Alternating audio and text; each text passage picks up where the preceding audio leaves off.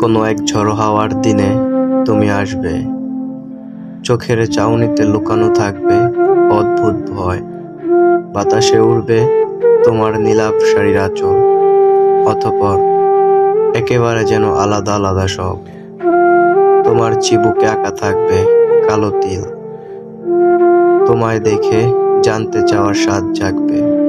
কেমন আছো প্রিয়? হ্যাঁ, ভালো তো।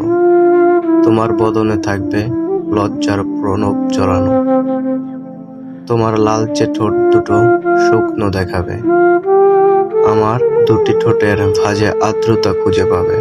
কোনো এক ঝড়ো হাওয়ার দিনে তুমি আসবে, অতঃপর বদলে যাব, একদম বদলে যাব।